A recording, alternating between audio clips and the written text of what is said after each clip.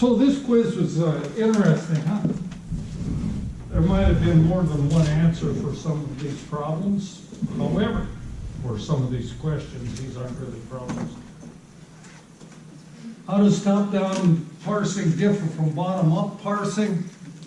What I expected to see is that top-down parsing works from the start symbol of the grammar to the terminal string. Bottom-up parsing starts with the terminal string and works backwards to the start symbol. That's what I expected to see. Now, I saw a variety of other things.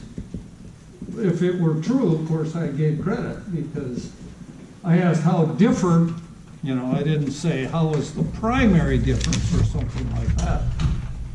But, you know, I gave credit for top-down can't deal with left recursion and bottom-up can deal with left recursion and things like that.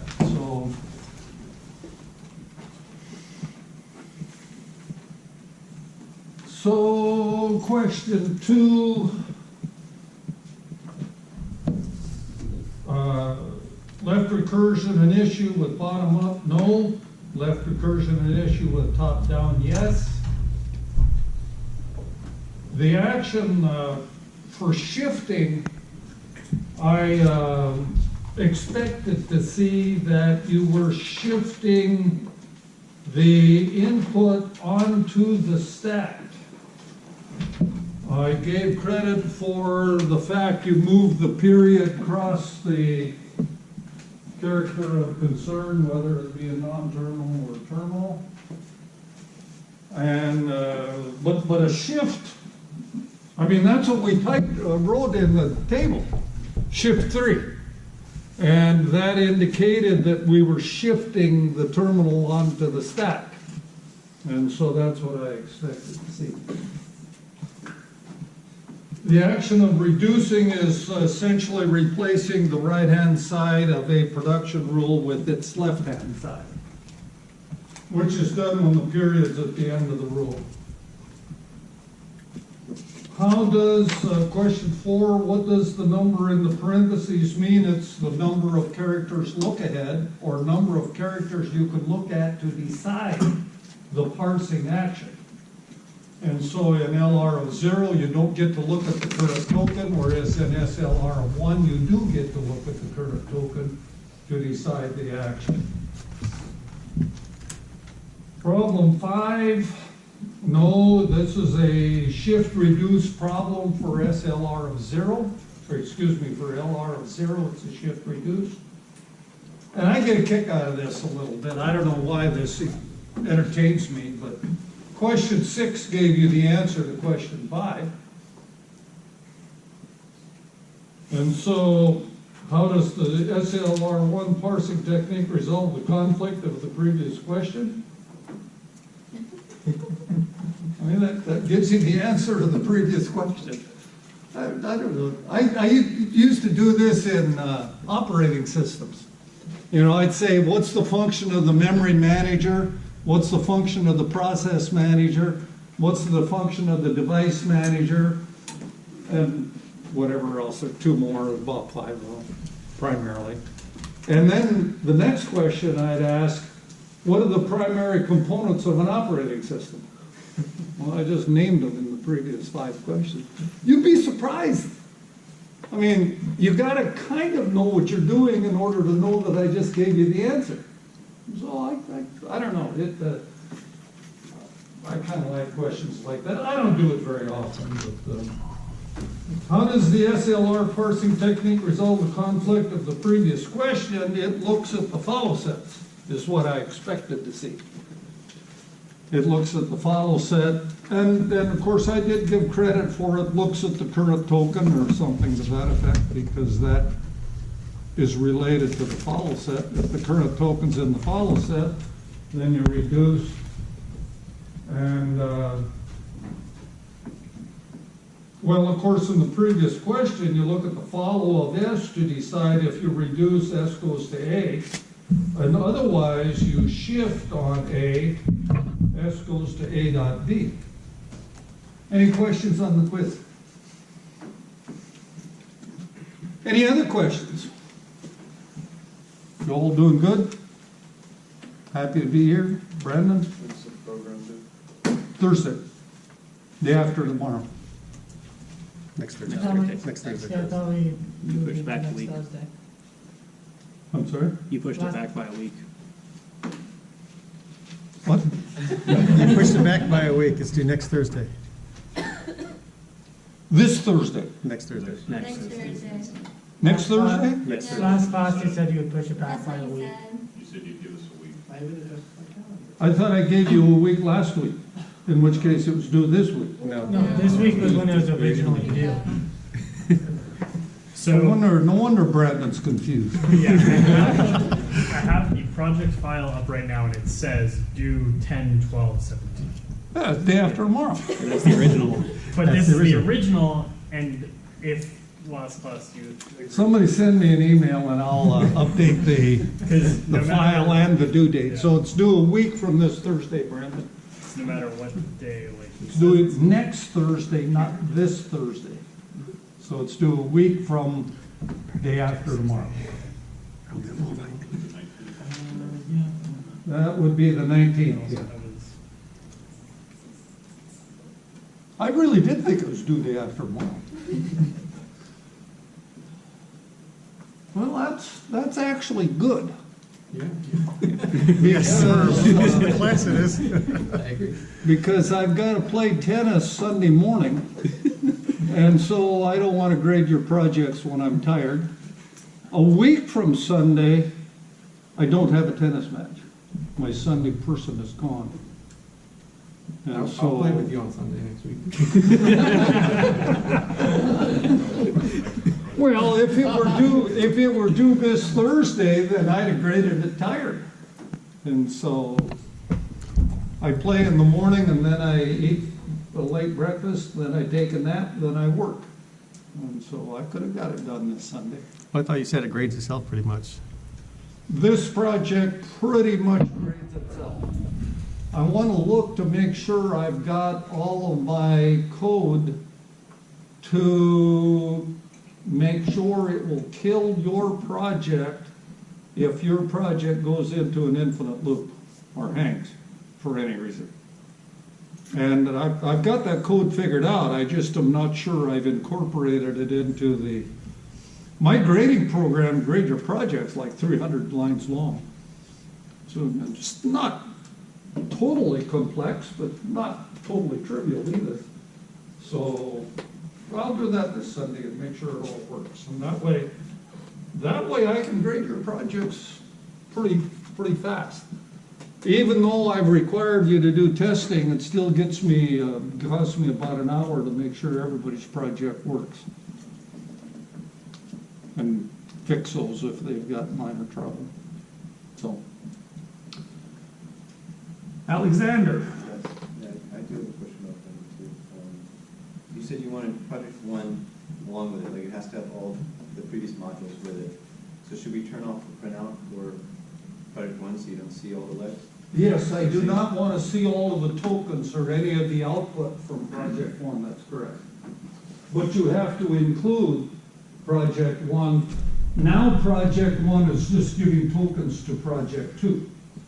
And so yes, turn off those prints. I don't want to see a trace. I don't want to look at screens and stuff of tokens and that. Also, that'll probably annoy the grade checker. I'm sorry? I said that would also probably annoy the grade checker. Saying the grade Actually, checker the grade checker would make it fine. It essentially scans all of the output looking for accept at the right time and also checking the fact that there is no reject. And so if you print out accept and reject every time, thinking that, well, this grade checker just looks for accept or reject, it'll be fine. So I wrote the logic. If I see accept and I do not see reject, okay. And so it would be fine, but I don't want to see it anyway. There are instances for which I have to go in and actually grade and visually check and stuff. Well, and I do that, make sure my grade checker works properly, which I think it does. But the other thing is, I've only got a limited amount of space on Osprey's hard drive. And so I'm unarchiving each of your projects and then running them and capturing their output. And so it happened a few semesters ago where a student got screwed up and he continually was printing out a pot full of stuff. Well, he killed my space. I didn't have enough space left, and it made all kinds of trouble. And so don't do that. Also, you recall I announced that I will put in my files a simple comment that will look like this, / asterisk, comment, asterisk, /. And so you don't have any issues with nested comments or single line comments or anything like that. Also, all of my input files are lexically correct. There's no bad characters. There will be a not equal, which is a good token. There will not be a not. That's not a negative, a double negative. There will not be a not. Not a not. And, or any other invalid character. Everything I put in will be valid tokens. Now, I may indeed put in if parenthesis x greater than equal y parenthesis without spaces or anything like that, but that's valid. And so if your parser fails because your lexical analyzer does not return this correctly, of course, you will be penalized. So your lexical analyzer needs to return correct tokens from a correct input file. So that kind of stuff right there, that was already tested though on the first grading, right? I tried to test, when I tested the first project, to capture everything that I would give it in the second project. So if it worked on the first project, chances are you're okay. But it's not guaranteed. How come everything's on the floor? It's on the floor, that was on the floor. That's okay. This side had a rough class in here. Yeah, I must have had a rough class in here. My back loosened up from laying on the hospital bed this morning. Josh? Are you gonna grade the symbol table for this project? Or you No. want Project 3? Project 3 will evaluate the symbol table. You need to create the symbol table, but it won't be considered until Project 3. Why do we need to create it? Well, so you're going to be processing integer x, integer y, sub 10, and so you're seeing that now during parsing.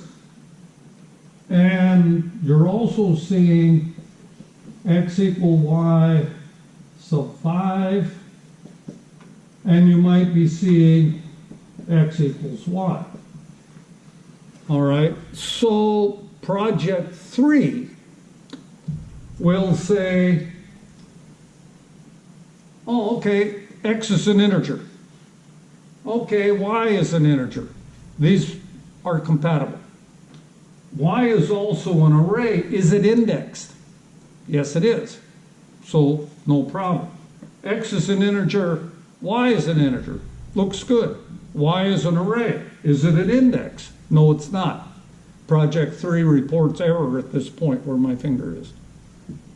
So how does Project 3 know these things?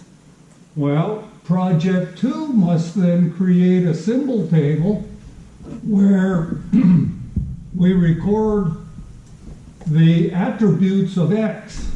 We record the attributes of Y. Some indication, I don't care how you do it. And so you might have identifier, type, array, and so you could put in something like yes or no. You don't care what the array is, just the fact that it is an array and it thus has to be subscript. If I wrote in here y sub 15, fine. It's indexed beyond the bounds of the array, but not our problem. That's a runtime issue, not a syntactic issue, or a semantic issue either. And so y sub 15 is accepted, even though it's an array of size 10. And so you've got to create this, and you've got to create this during Project 2. Project 2 knows the information. I mean, you have here integer x. C minus does not allow something like integer x comma y. You only get to declare one variable per type, so to speak. C lets you do this, but not C minus. And so as you're parsing, you see int, okay? You remember that whatever I see next is an int. You parse ID, so your parser knows it's seeing an integer ID, you got to stick it in the table. You do that, it's like, the parser is like, if you remember your system software, it's like pass 1 of your assembler. Pass 1 cruised down and captured all of the labels and their addresses.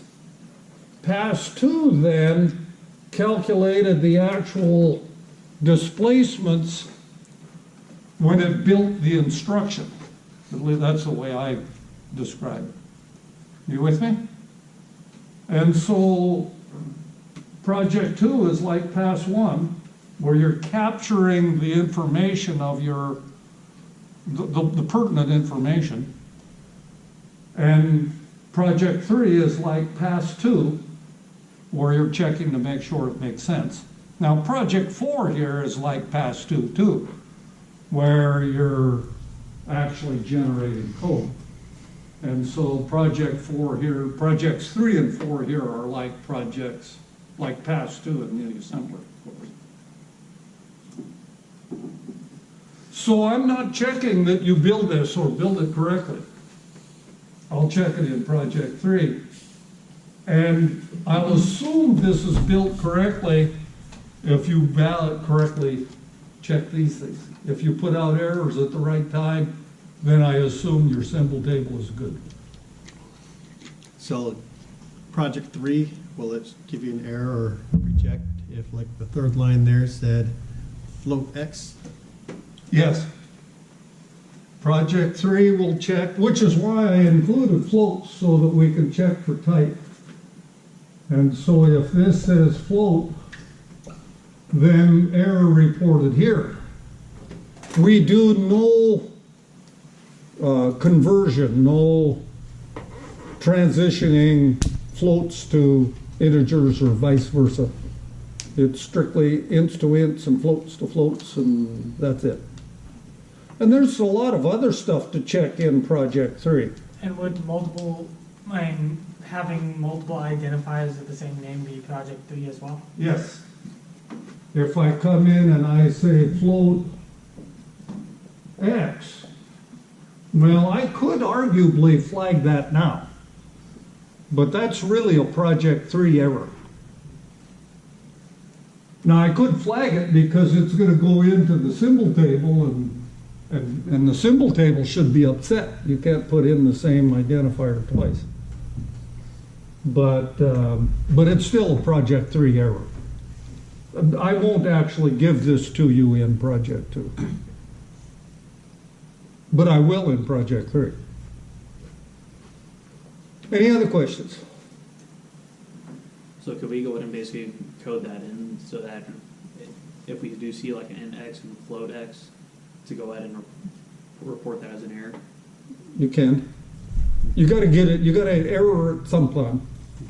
And so if you wanna do it now, it's fine. If you wanna do Well, it see, if we put later. reject now for project 2, in a situation like that where it'd normally be accept, because we're not supposed to necessarily be checking that for project 2. So that could be accept or reject for project number 2.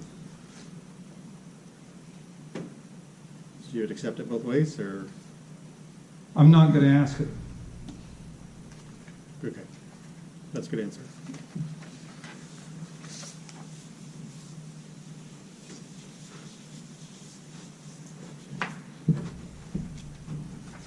So about how many you're gonna accept? I'm sorry? How many you're gonna accept How many am I going to accept? and reject? How many what? How many of your test files will result in accept and how many will result in reject? More than 0 of each. I think I've got on the order of about 40, maybe 50, closer to 50 than 40 tests that I run against your project. And I think there's about an equal number either way. So I can get half if I just print out accept?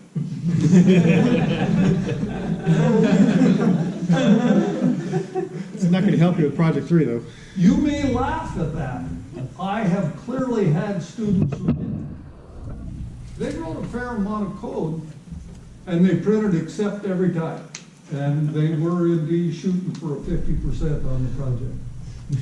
Did they get it? I would be, if I told you that no one ever got it, I'd be saying things that I don't know for sure are true.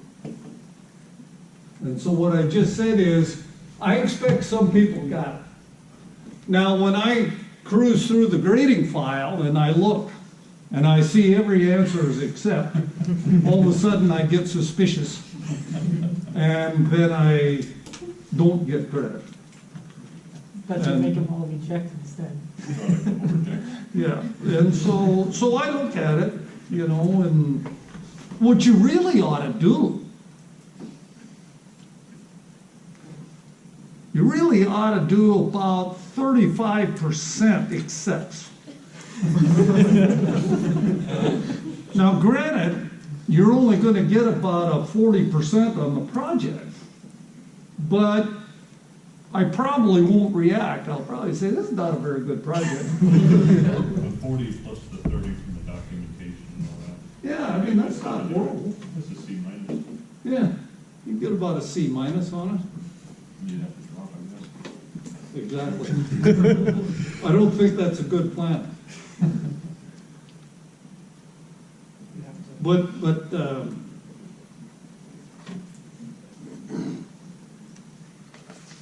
I guess if you get in panic mode, it's foreign to my way of thinking. In my college career, I handed in one program I knew was not correct when I was a student. And it had such a subtle error, I said to myself, and I ran out of time, and I didn't know where the error was. I says to myself, I don't think he's going to find it. And it turns out he didn't find it.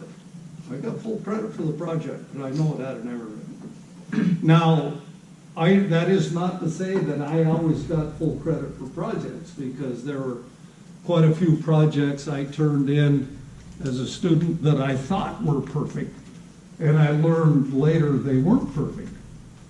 But there was only one time when I turned it in knowing it wasn't perfect. I think you ought to try to get it perfect and turn in something you think is nearly perfect or perfect. I mean, you're here to learn and program and stuff. So any other questions or comments? I will talk probably, so project 2 is due a week from this coming Thursday. 2 weeks from today, then I'll talk more about semantics. That'll be when you're probably going to begin working on it. All right, so, new, well, not new, fun and exciting bottom-up SLR parsing. I have a nifty little grammar here. I think it's nifty.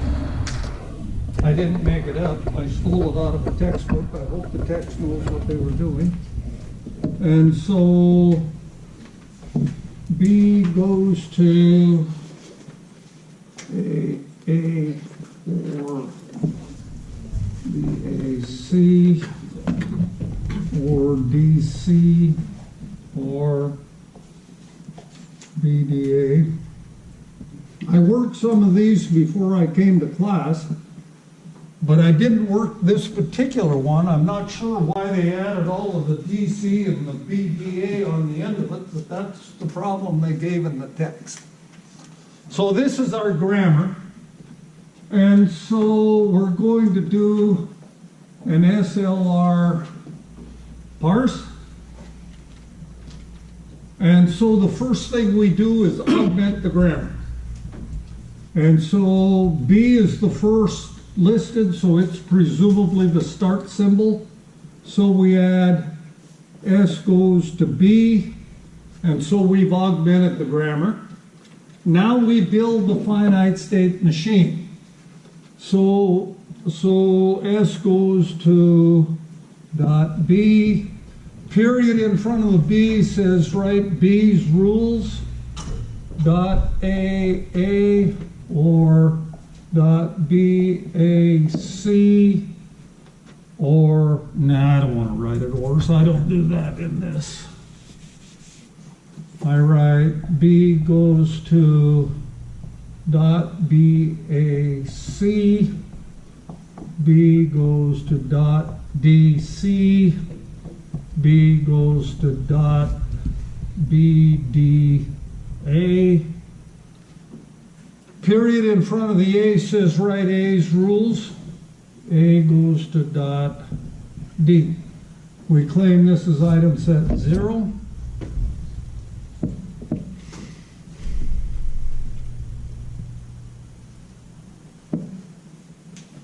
Item set 0 ended up with the whole grammar.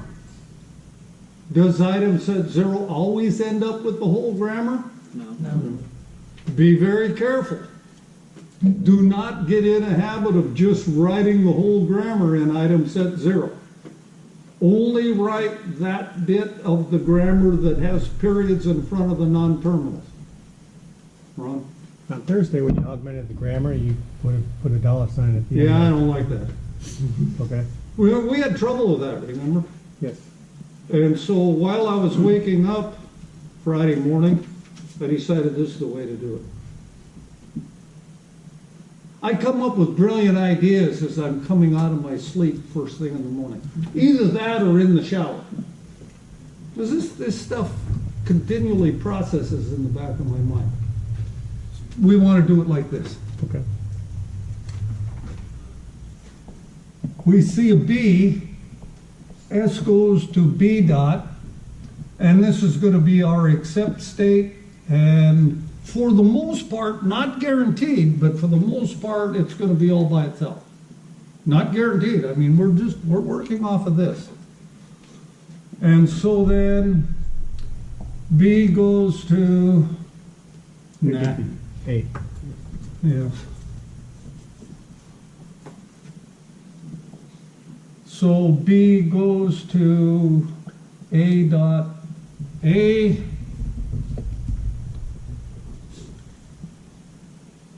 See a B. B goes to B dot A C.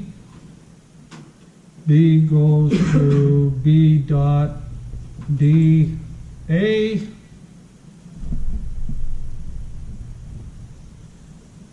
Wait, A's rules. Ah.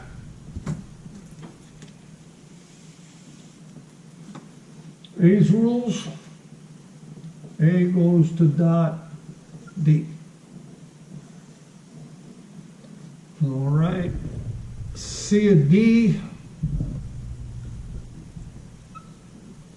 B goes to D dot C,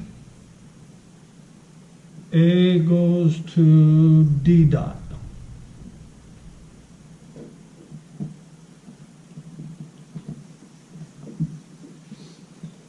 Item set 0, item set 1, 2, 3, 4. Finished with item set 0. Finished with item set 1.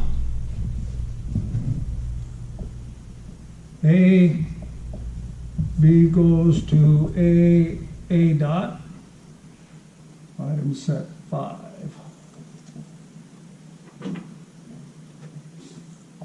C and A, B goes to B, A dot C, C and D,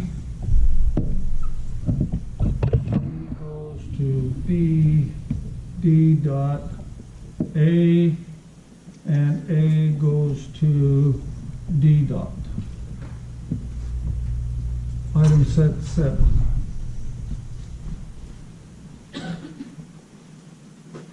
C is C, B goes to B, A, C dot.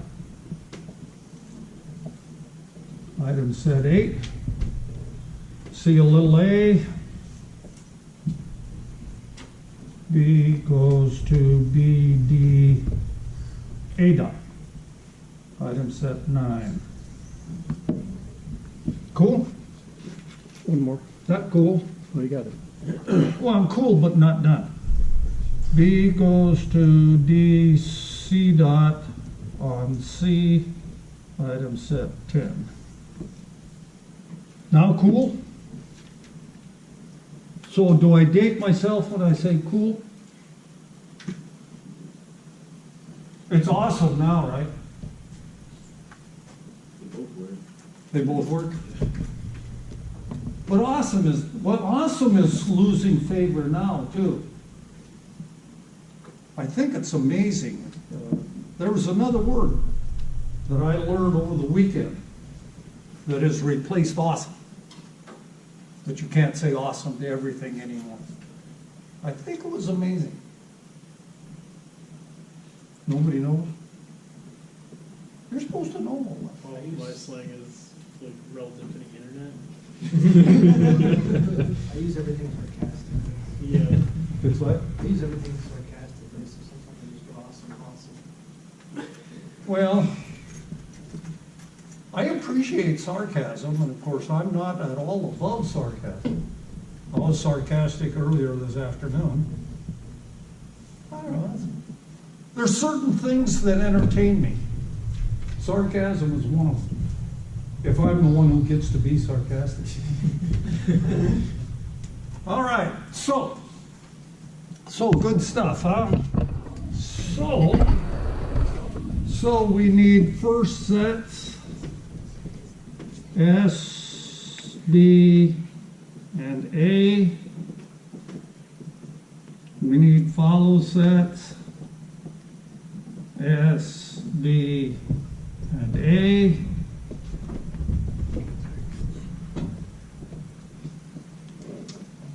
The first of A is D. The first of B is the first of A. The first of B is the B. The first of B is D. I already have a D. The first of B is B. The first of S is the first of B. I claim we have first sets. The follow of A is A.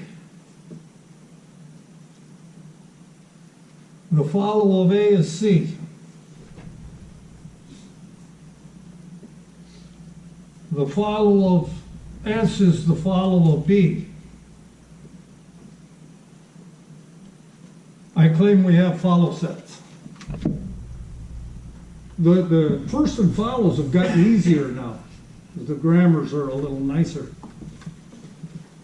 All right, so now we build the table that guides the bottom-up parser. 0, 1, 2, 3, 4, 5, 6, 7, 8, 9, 10. And what do I have? I've got A, B, C, D, A, B, C, D, Oh, you're not doing dollar anymore, so. A, B, C, D, dollar. And then I've got S, B, and A. So that identifies the rows and columns.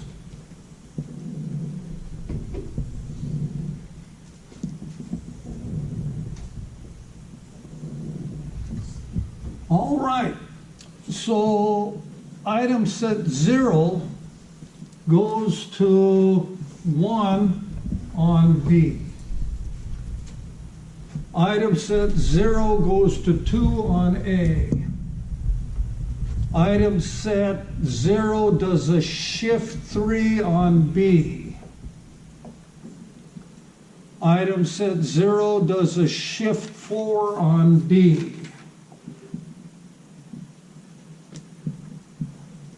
And then we're careful, there's no periods at the end of the rules, so there's no reducers.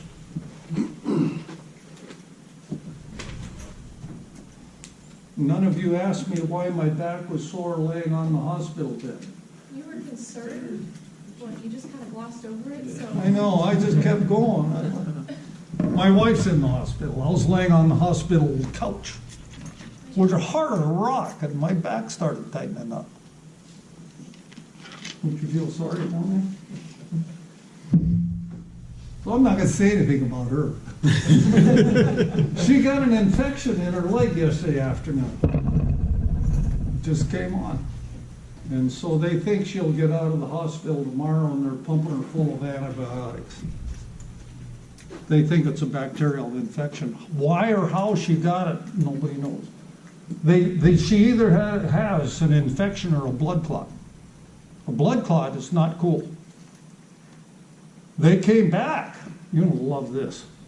Medicine is an art. Doc walks in last night in the emergency room, and he says, "You've got a blood clot." Okay, what are we gonna do? He leaves. They're doing ultrasound, they're doing all kinds of stuff. He leaves. 20 minutes later, he comes back. "I got good news. You got an infection." Well, that is good news. Why did you think I had a blood clot? Well, and so I asked him. I said, "How sure? You know, what do you know? How do you know?" And he says, "Well, the radiologist reads it from the ultrasound, and the radiologist changed his mind. He looked at the images. He thought he saw a blood clot. He looked closer. He now decided it's an infection." We're still hoping it's an infection, and we're hoping again, that's 2 crossed fingers, that the antibiotics kill it. And they're saying all kinds of nasty stuff. You know, it could be staph infection, strep infection, MRSA. MRSA's not good. I had a tennis opponent who died from MRSA. He had a hip replacement surgery. He got an infection from the surgery, and the infection ultimately killed him. It took a couple of years, but it ultimately got him. Scary. So, I spent yesterday afternoon and last evening hanging out on the hospital couch next to her bed, which is god-awful uncomfortable. Don't you feel sorry for me, right? No, you shouldn't. She's doing okay. But I thought about canceling class, hanging out with my wife. Quite frankly, this is more fun. What's sitting in a hospital bed, rooms there, boring. I mean, we could have played Jim Rome. It's amazing, I've been married 46 years, right? Mary Ann is saying, geez, I can't believe this. With your wife? Anyway, one accepts on dollar sign. Because we have period at the end of the rule and the follow of S is dollar sign. And so we've got a nice clean accept now. So 2 does a shift 5 on A.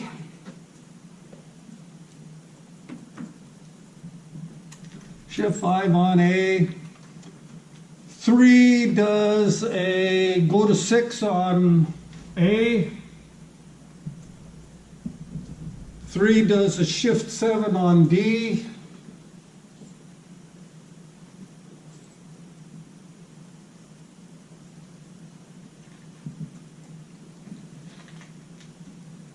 Four does a shift 10 on C. Shift 10 on C. 4. Period at the end of the rule. So I've got rule 1, rule 2, rule 3, rule 4, rule 5, rule 6. So state 4 does a reduce rule 6 on the follow of A. So it does a reduce rule 6, And then we got a conflict. and it does a reduce rule 6, and we're now ready to slit our wrists. That's not funny.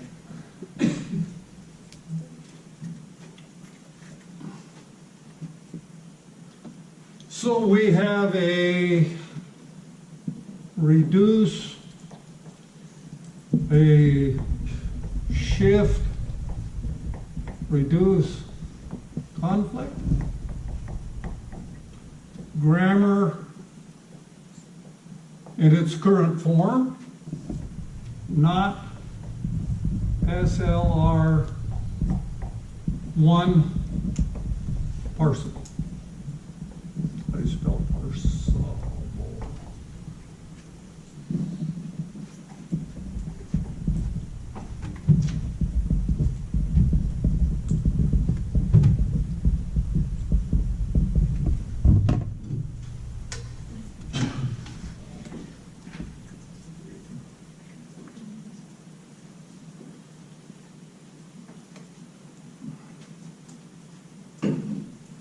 Make sense? So we can't parse this grammar with SLR1 parsing technique. Shift, reduce, conflict. How would an item set look if there were a reduce conflict? Okay, so that tells me I'm supposed to reduce on 2 different rules, but there's a conflict. How would the item set have to look? Well, it might look like this. And I'm just making up stuff, but there is some significance to what I'm making up. A goes to D dot. That's a reduce. If it's a reduce, I need another reduce. B goes to M dot. Okay, now I got a reduce. If there's a conflict, what must happen? Same follows. Same follows. The follow of A intersect the follow of B, not empty. In other words, if the follow of A contained N, M, and the follow of B contained what? NO. And Q. In other words, they need any one thing in common. They don't have to have everything in common.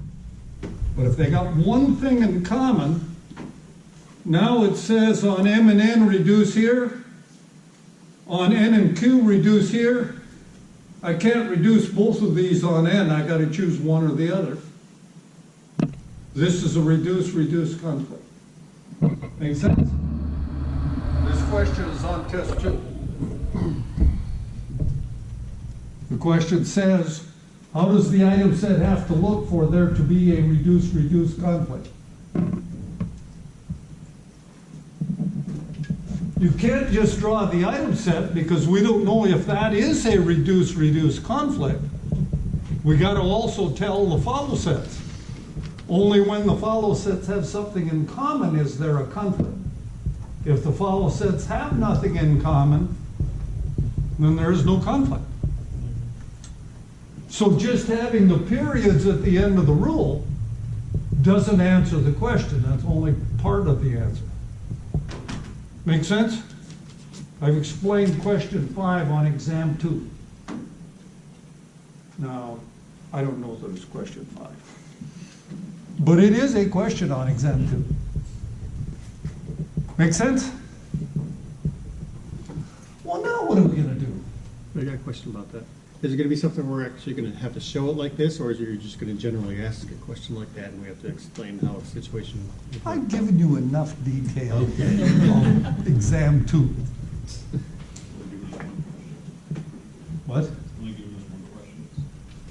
That is one of the questions on exam 2. It's not the only question. Nice try.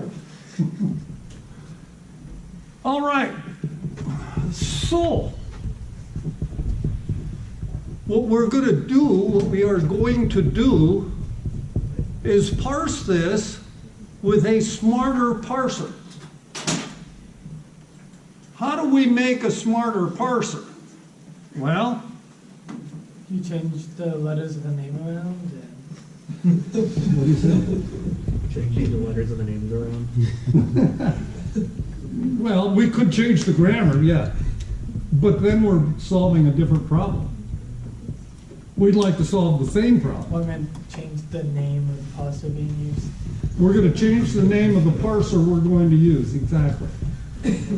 We're now going to parse with an LR of 1 parser, which is smarter than an SLR parser. How can it be smarter? SLR uses the whole follow set to reduce on. If we can use a subset of the follow set, we reduce the probability there will be a conflict. So the LR parsing technique uses a subset of the follow set rather than the whole follow set to determine when to reduce. Okay? Well, how in the world does the LR parsing technique figure out what subset of the follow set to use? The answer is it carries the real follow sets in the item set. So it figures out what each production is really going to need as it goes along. Okay? So, what's going to be the follow for this rule? Well, we know what that follow is. So we're going to write a $sign in here. That's the real follow that this item needs. Now, granted, in this case, it wasn't a subset, but we're doing the best we can. We hope we get some subsets. We might not, but we're going to end up with exactly the follows for every step that's literally needed, as opposed to the whole generic follow set. Okay, that's the plan. Now, this rule came from here, and so we're doing something like S goes to B, B goes to A. That's the move. And so dollar follow this S, dollar follow this B. What's going to follow this? Well, what's going to follow this A, because we now have to write A's rules, right? What's going to follow this A is really going to be the first of a dollar. See, that's what we've got. The dollar is hanging in, but we've got a dollar as a result of the derivation of this rule, yes?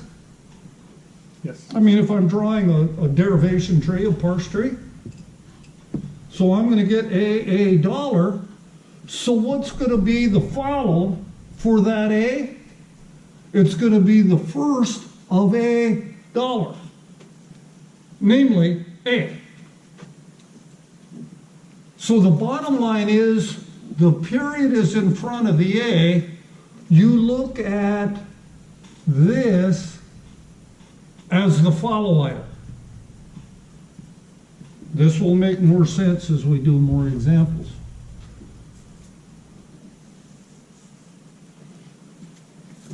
Now, this rule, what's going to be the follow item sitting out here? Well, this comes from here, so it's really going to be the first of AC dollar. That's the string that's going to lie out here on the parse tree. So it's the first of AC dollar where it came from. This B comes from that B. The follow item was dollar, so dollar is at the end. But when this B moves, it's going to create a BAC. So the follow item here, the follow of this is going to be the first of AC. The first of AC is DC dollar. It's the first of DC dollar, who is D. So this is going to be a D. All of these over here are going to be terminals. They are follow sets. Follow sets are only composed of terminals. And so you really look at this, you look at this in order to figure out what the follows are. You skip this character and you look at the next characters to determine the follows. This one's going to be C. It arguably doesn't count because we have that DC. And so what's going to be generated is a D. And so we're going to shift there no matter what. But we carry the follow anyway. This one's going to be D. Actually, I'm screwed up. It's not going to be C. This comes from here. It is too going to be C. And it is too going to be D. And it is too going to be dollar sign. It is not going to be dollar sign.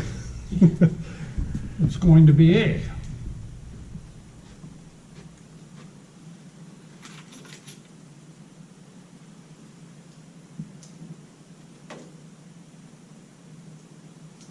Make sense? No. No. So the easy way to look at it, I mean, this is what's going on. I'm trying to explain the intuitive stuff.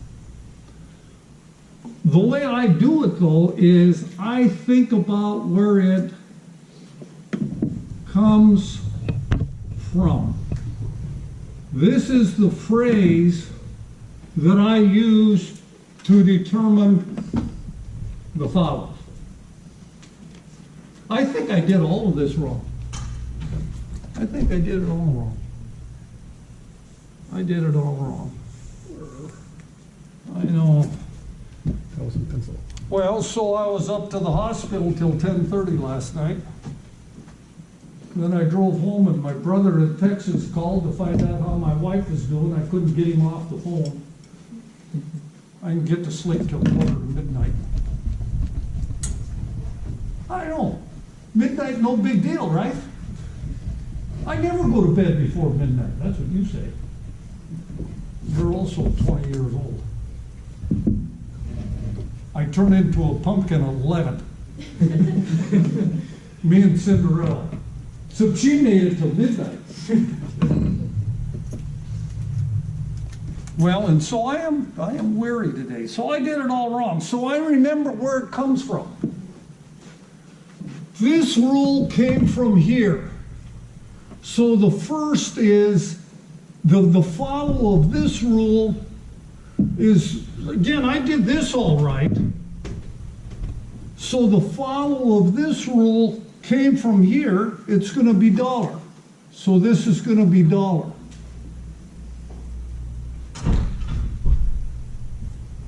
I wrote this BY because of the period B. It's the first of this dollar, because this comes from here.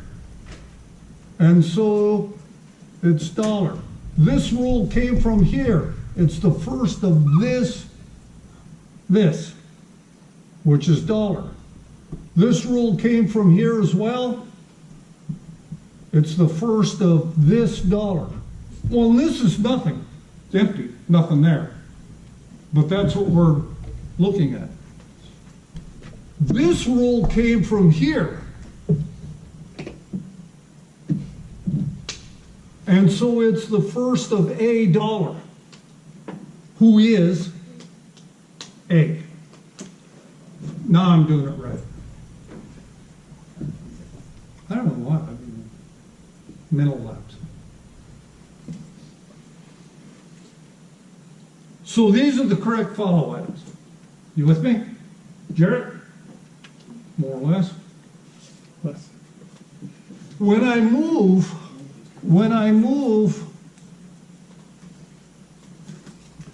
from here to here, I just carry this with, dollar. When I move from here to here, I carry this with, dollar. When I move from here to here, I carry this with, dollar.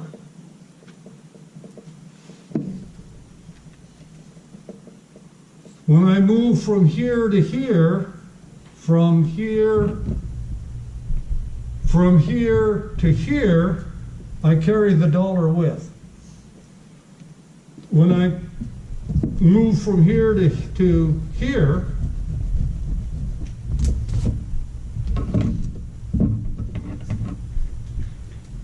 yes, I carry the dollar with on this one, and I carry the A with on this one.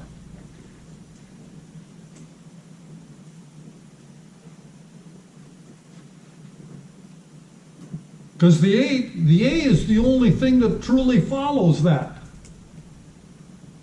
The little a is the only thing that truly follows the big A. Not AC, but just A for that one. Now I don't have a conflict anymore. I shift on C and I reduce on A. And my shift reduce conflict went away. Cool? Way cool. Way awesome. So is that still SLR1? No, we're doing LR now. This one failed.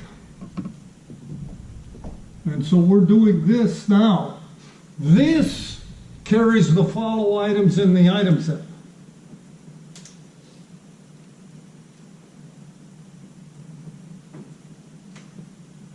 Well, and so the rest is sort of generic. Well, not totally generic.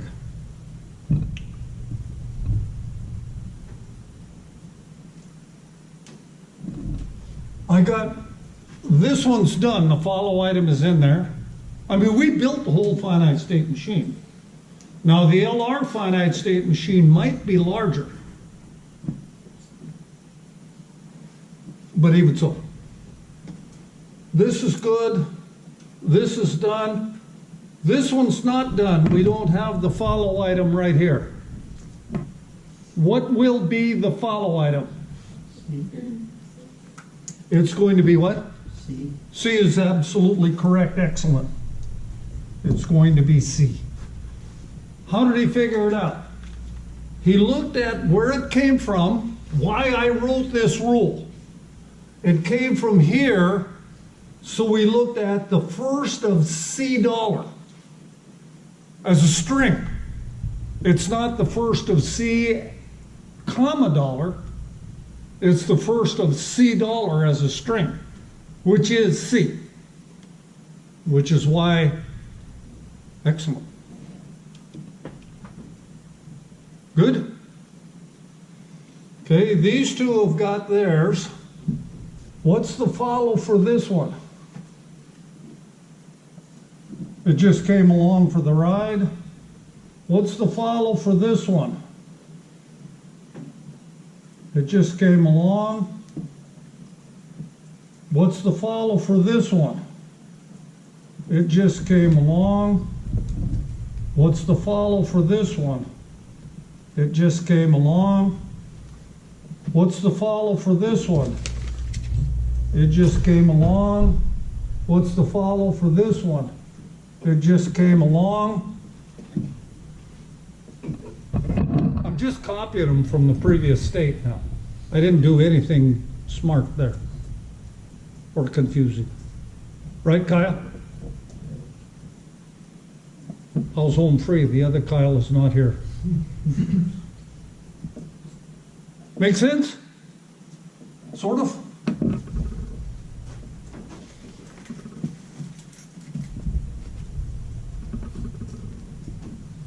So now I build the table without literally looking at first and follow sets, because I got them in my item set. And so everything I've done so far is essentially good. Item 4, item set 4, reduce rule 6 on A only, because I'm looking right here. So this thing's going to be also done with sign 10. And item set 10 is going to have a dollar sign in it. And so I'm going to reduce on rule 4. I'm going to reduce rule 4 and 10 on dollar. Reduce 4 on dollar. But I'm skipping ahead of myself now. So I did 4. Yes, I got 2 things to do on 4.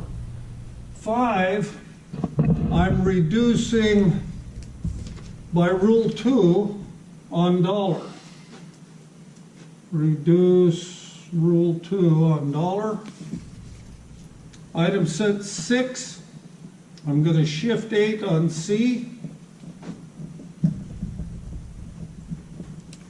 Item set 7, I'm going to shift 9 on A.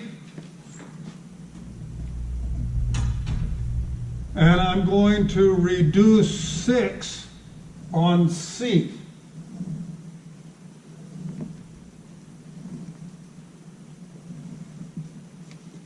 Item set 8, I'm going to reduce 3 on dollar. Item set 9, I'm going to reduce 5 on dollar. And I've created the table. Francisco. For 4. Don't we need another one for reduce? On 10. 4, Shift 10 on C. On 4, we need to shift 10 on C. That was my shift reduce conflict, wasn't it? And I erased it all instead. But I needed to keep the shift in this case. Good. Michael? Michael? See how good I'm getting to know you? Even exhausted, I'm getting to know you, still know you. Make sense? Want me to do the parse?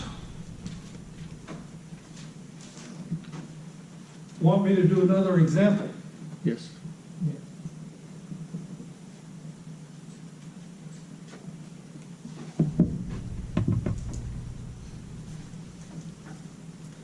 Anybody got their Loudon book with them?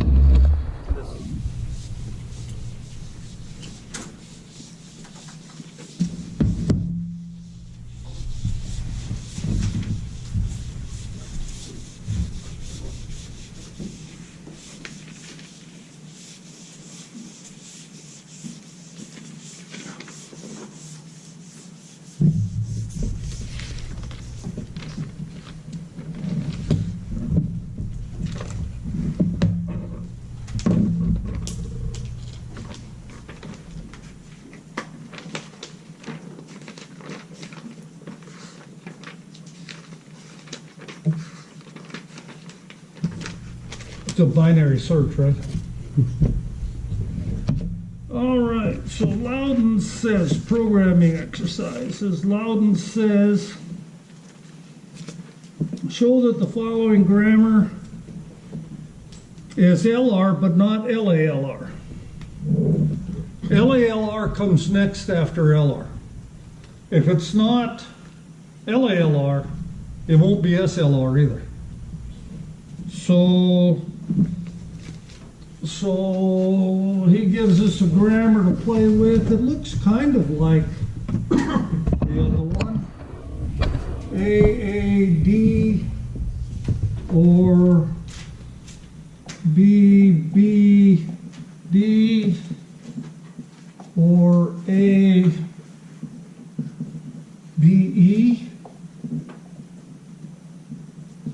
or BAE or BAE. A goes to C and B goes to C. Those lowercase c's? Lowercase c. And so I'm doing this one. Did I copy it down there? Is that an E or is that a C? My glasses on. It's an E. Those are E's. This is question 5.12. 5.12 on page 252. Yes, those are e's. Okay, so we claim we copied it down right. So the first thing we do is augment the grammar. So I'm going to do S prime goes to S. And I've got my new start symbol. Now I'm going to build the LR of 1 finite state machine. So I go S prime goes to dot S with dollar follow. Remember, the dollar went into the follow of the start symbol all of the time automatically. Period is in front of the S. So I get S goes to dot AAD. I get S goes to dot BBD. I get S goes to dot ABE. I get S goes to dot BAE.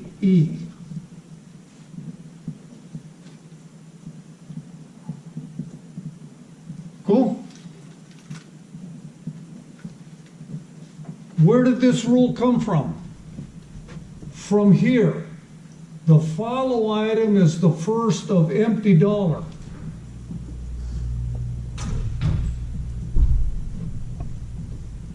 All of these rules came from here, so they're all going to have the same follow item. Your text calls these a look-ahead item. They are the look-ahead symbol of where we're at in the derivation string. This is item set 0.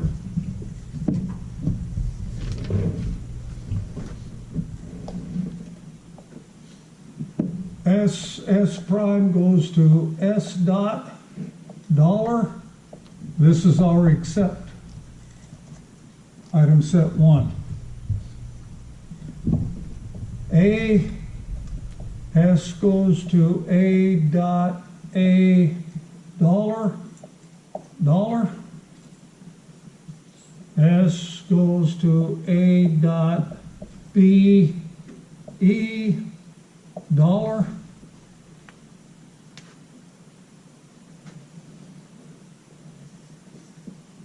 B, S goes to B dot B D dollar. S goes to B dot A E dollar.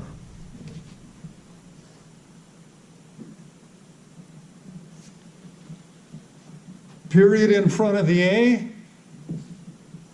write A's rules. A goes to dot C. Period in front of the B, write B's rules. B goes to dot C. Notice again, item set 0 did not have all of the grammar in it. It only had the grammar that was warranted.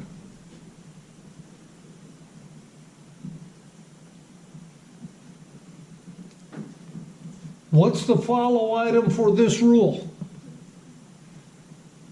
Where did it come from? Came from here. The follow item is the first of D dollar. The first of D dollar, who is D. Where did this rule come from? Came from here. What's the follow item? The first of E dollar, who is E. Item set 2.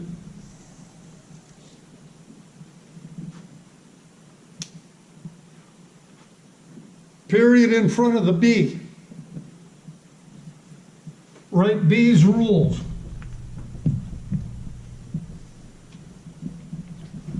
What's the follow item?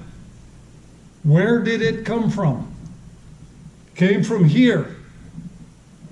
It is the first of D dollar, who is D.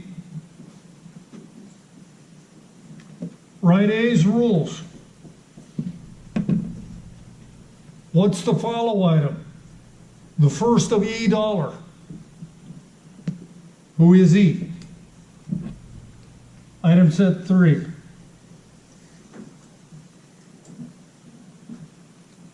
Yes? Yes? Yes? Yes.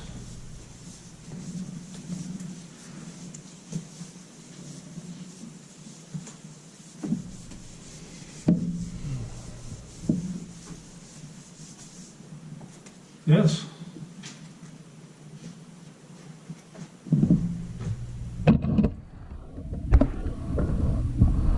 See an A. S goes to A dot D dollar.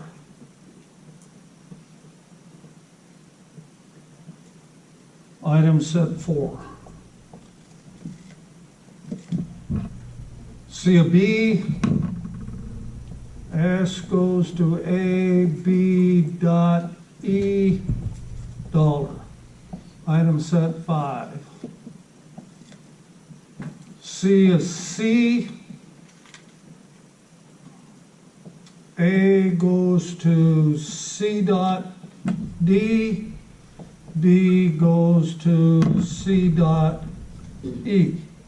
Item set 6. C of B, S goes to B, B dot D, dollar. Item set 7. C and A, S goes to B, A dot E, dollar. Item set 8. C is C, A goes to C dot D, nah.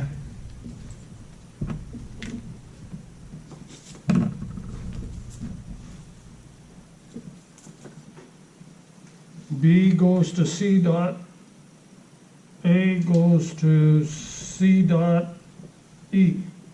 Item set 9. It's the same as item set 6.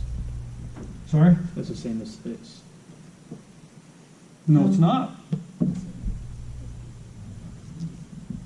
Always a switch. Difference reading. Will would have been right if I were doing SLR.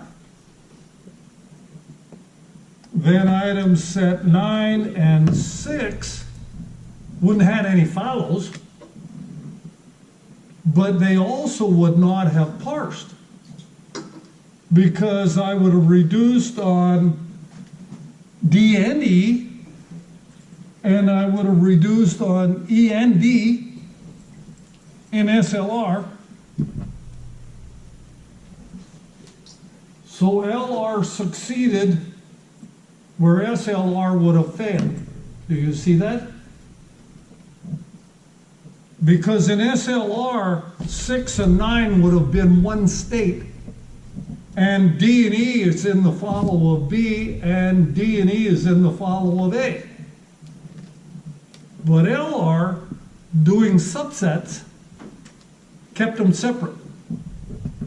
So everything's a trade-off, yes? The finite state machine for an LR, bigger. As a result of bigger, less chance of conflict. Nothing comes for free. Make sense? I'm not really done, but I'm almost done. D, S goes A, D dot dollar. Item set 10. C and E, S goes to A, B, E dot dollar. Item set 11. 6 is done. 7, C and D, S goes to B, B, D dot dollar. Item set 12. C and E, S goes to B, A, E dot dollar. Item set 13. Now I'm finished. Yes, yes, yes. I want to be finished. Good? Make sense? All right. Now we build the table. 0, 1, 2, 3, 4, 5, 6, 7, 8, 9, 10, 11, 12, 13. A, B, C, D, E, F, G, H, I. All right, got carried away. Dollar. S prime, S, A, B.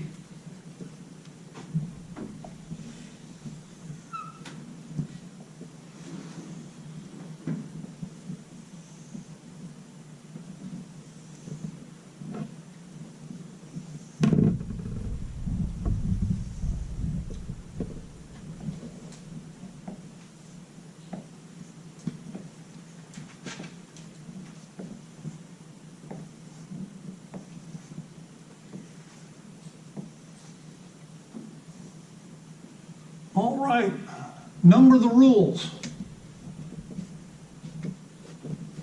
Rule 1, Rule 2, Rule 3, Rule 4, Rule 5, Rule 6, Rule 7. Now all you got to do is do as you're told. The table tells you what to do. How many are married? How many are married?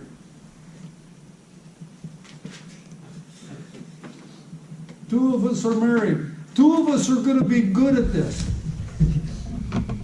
For we're used to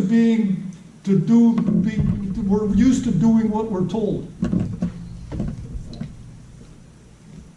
Not funny?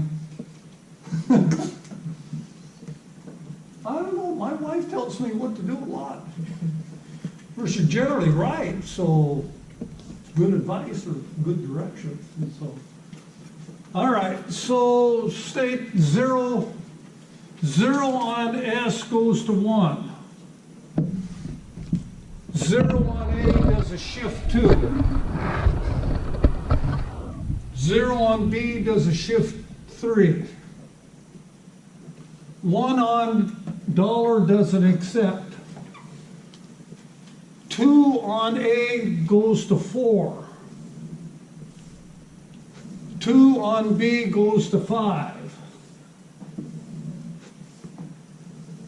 2 on C does a shift 6.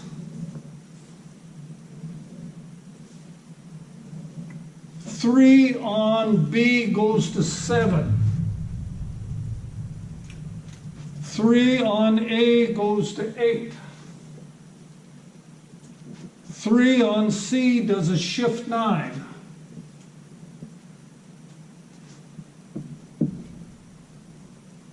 4 on D does a shift 10. 4 on D, shift 10. 5 on E, shift 11. 6 on D does a reduce 6. 6 on D does a reduce 6. 6 on E does a reduce 7. 7 on D does a shift 12. 8 on E does a shift 13. 9 on D does a reduce 7. 9 on E does a reduce 6. And hence no reduce conflict like there'd be in SLR. 10 does a reduce dot AD, reduce 2 on dollar. 11 does a reduce 4 on dollar. 12 does a reduce on dollar. 13 does a reduce 5 on dollar.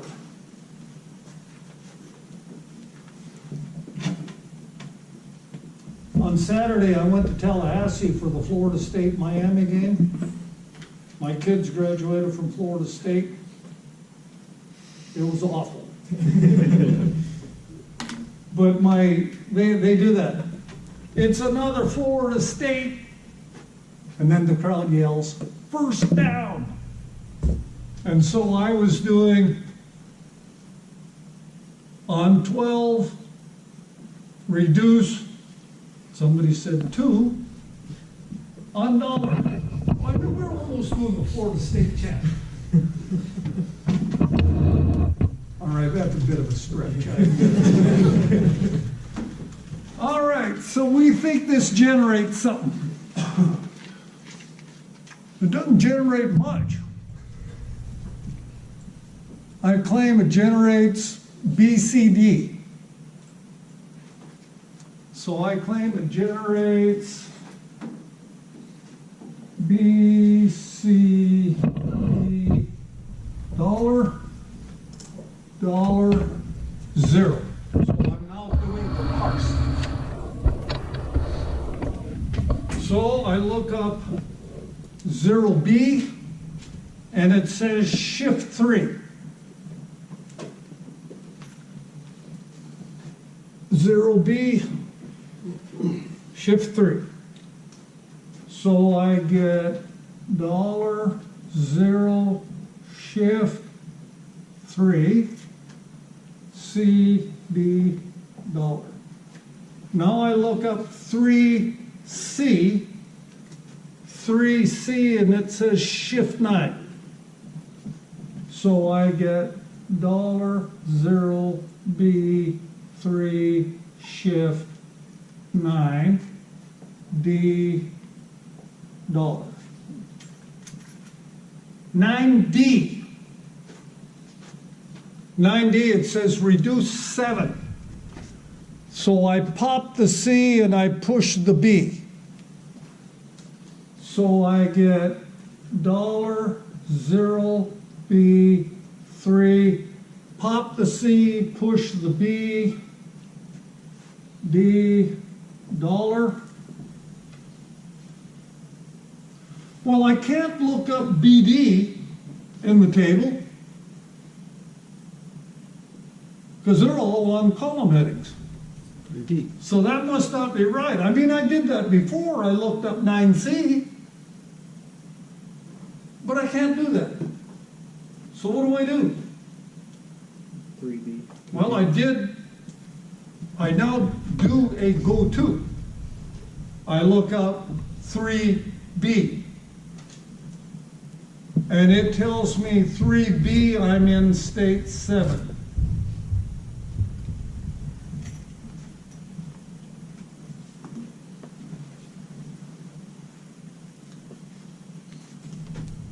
Seven D says shift 12.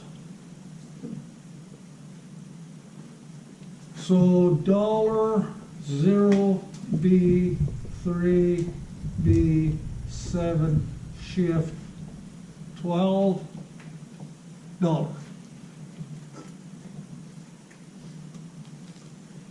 $12 says reduce 3. So I found BBD. I found BBD on the stack.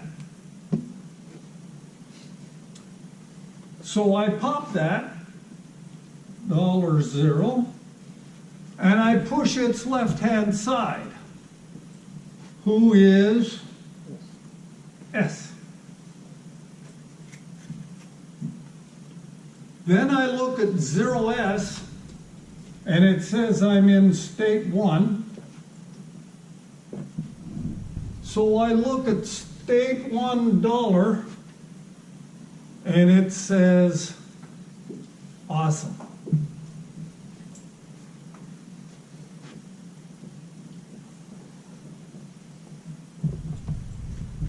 It says amazing.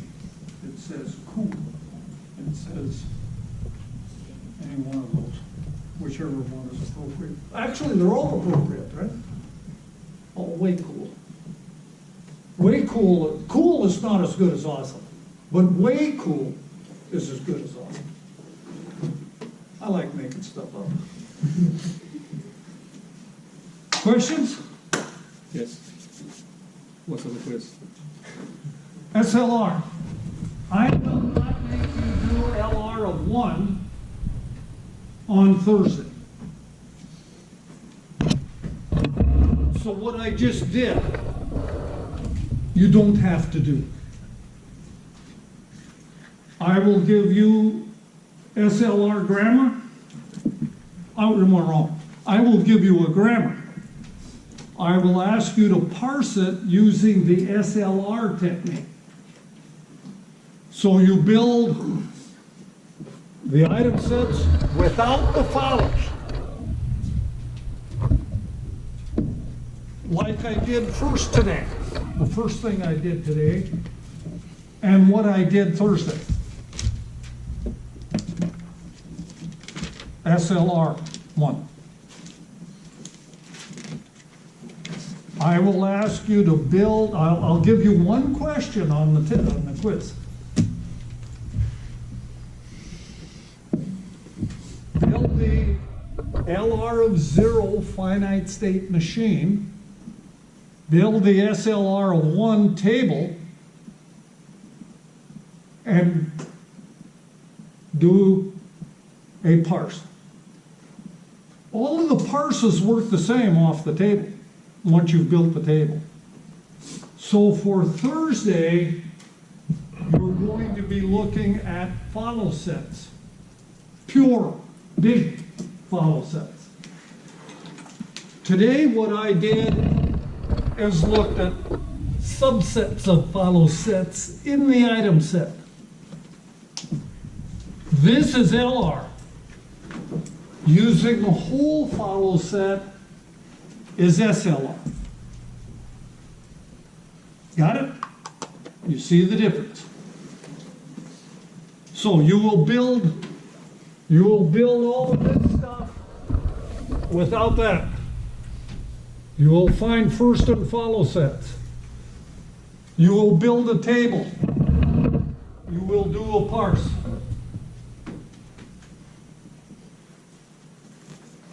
If you screw up any one of them, nothing's going to work. On the other hand, these problems are self-correcting, right? So you don't want me to separate them. You know what I mean? I could give you a grammar and ask you to find first and follow. Then I could give you a different grammar and ask you to build the table. Of course, then I'd have to give you first and follow. Then I could give you a grammar and a table and ask you to do the parse. Well, actually, that's self-correcting too. Assuming what I give you is correct, guarantees what you do has got to work. I might do that, I might not. I might give you one problem, I might give you 3. You with me? We'll see you all on Thursday. Sam? So are you saying that on the quiz, it will parse? No. It's self-correcting if we don't get... You'd still be self-correcting. You could look at the grammar and say, hey, I can't get it. Okay. So my parse better fail. Yeah. That's still self-correcting. Yeah.